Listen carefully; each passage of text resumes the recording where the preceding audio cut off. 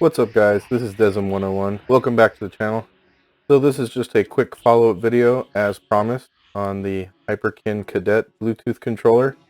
So I did actually send them back the controller that I had in the previous video, and they sent me some emails. We did some back and forth, and they sent me the controller back basically, saying that they had replaced the busted part.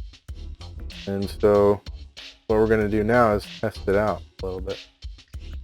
Okay, so the first thing I wanted to test is how the dongle fits into the controller port. So you can see I have my top loader here, and I brought a regular NES controller just to kind of give an idea of how it fits in here if you haven't plugged in an NES controller before. But anyone knows that when you plug it in, it goes in all the way and it fits really snug. So you can see it's like right up against the console.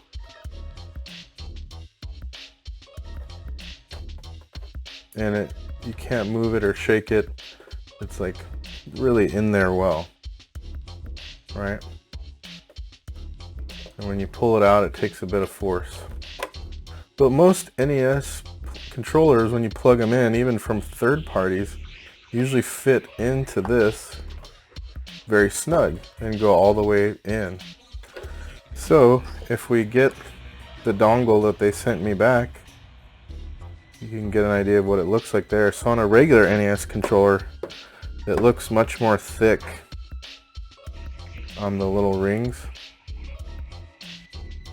So we can show them. You can see the difference between them. The size of the thickness on there is much different. So if we take the dongle and we try to plug it in, we can get an idea of what happens. I plug it in and it hangs out. Even if I apply a lot of pressure, it feels like it might be breaking or something if I press it too hard. So there's no give. It doesn't, it stops there basically, but it doesn't even sit snug. So already it's a bad sign.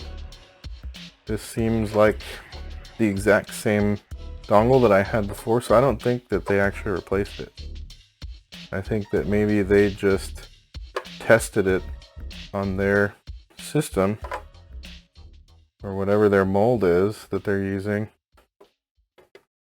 and then they sent it back to me because they thought, oh, it works fine. But you can see here, it's just, it snaps right out, like it just falls right out. It doesn't even stay in there well.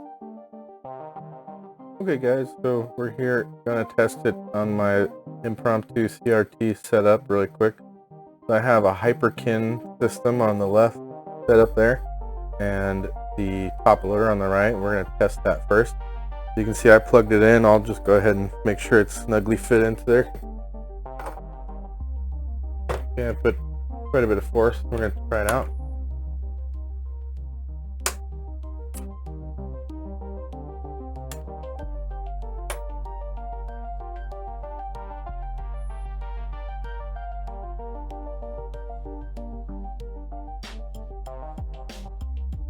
Okay.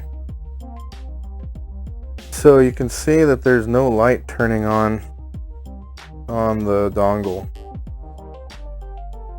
So, pressing on the controller, you see there's a light coming on, but there's no response.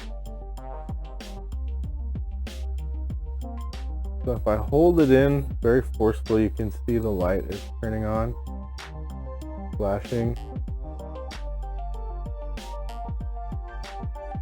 Okay. So it responds, but as soon as I let go, nothing. So basically on the top loader NES, It just does not work. Try it once more, take it out, put it all the way in.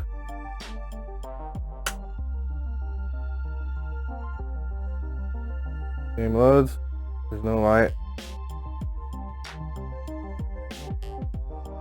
Light's trying to connect here from the controller, but nothing on the console. So it's not working with the top loader NES. So what we'll do is we'll try it in the Hyperkin console.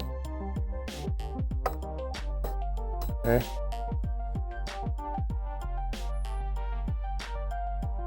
Alright, so in the Hyperkin console,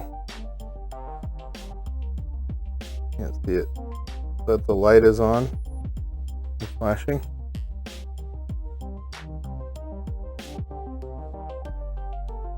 Alright, and it is connected.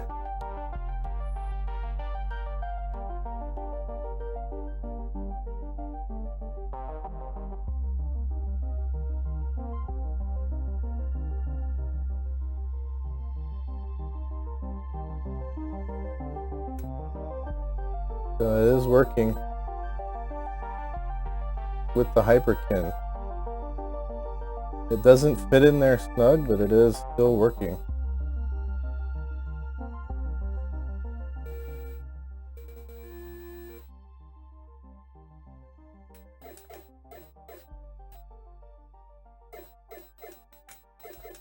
So it's working fine with the Hyperkin. Okay, so for the last test, we're of course going to go ahead try it on the AVS. This is the main reason I actually bought the device, was to use it with my AVS.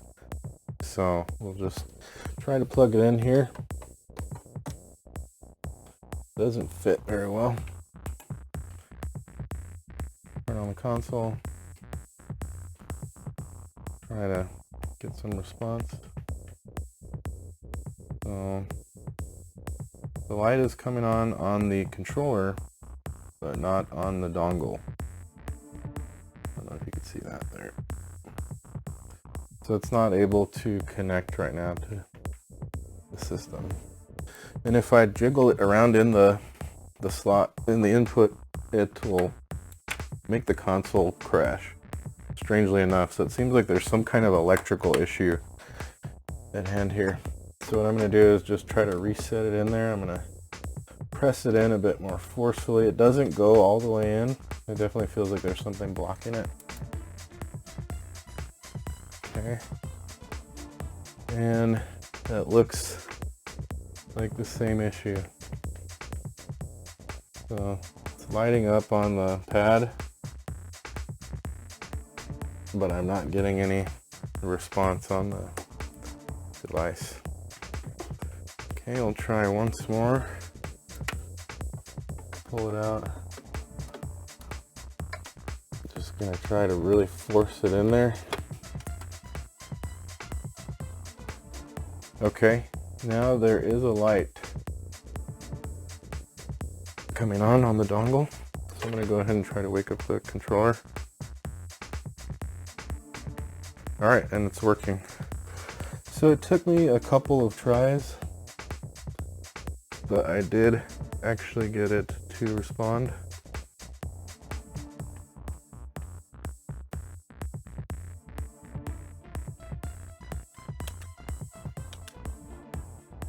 Just run something real quick.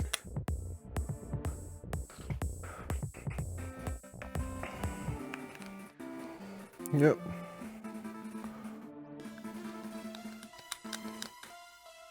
Seems like it's working fine now.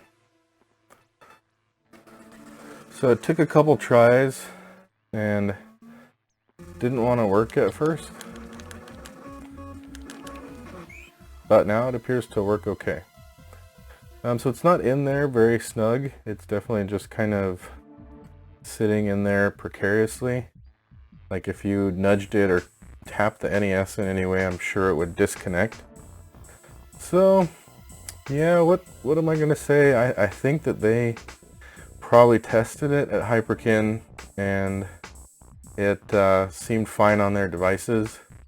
and they just sent me the same dongle back because it feels like exactly the same. Either that or this is a widespread problem with these units. I can't confirm that. I have seen on some of the reviews online that it does have an issue with the dongle. Some people saying it's not fitting into there. Even on my previous video, I've seen some comments from people saying it's not working from that perspective, the dongle on the input port. So I would advise against this product. I do think the controller is pretty good, except for, you know, the stickers here on the edges are always coming off. You can see the sticker is always popping. That's kind of annoying. But otherwise the controller is good, but I wouldn't advise picking one of these up right now until they get this issue sorted out. And it's really a strange issue because you know, NES controllers, like with third parties or their first, like the original NES controllers or third-party controllers, have all worked for me fine as far as plugging them into different systems or on the original consoles. This is the only NES accessory, NES related accessory, that has given me so much trouble on the input. Maybe some weird like knockoff versions, like the Yobo had some really bad fitting controllers. That's probably the only other one I can think of that shares a similar issue with this. So on a final note, I wanted to mention, well, it's not really related 100%, the Sega Genesis 8-bit DOE controller, the M30 2.4G.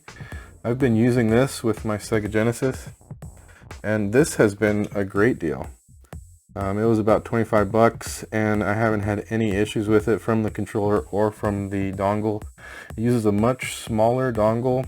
You know, I think it's a different connection standard, or is it the same? No, it's the same. And but yeah, it fits in there fine. And of course, it's a different shape. I think it's more universally common, like the Atari has that input, you know, for the Sega Genesis. So I recommend this brand over the Hyperkin so far, until they really, I mean, they didn't fix my issue really.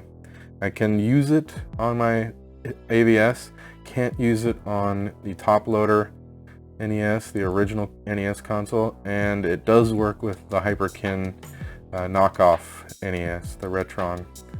So that's about it, guys, from the update. Thanks for tuning in, and have a good one.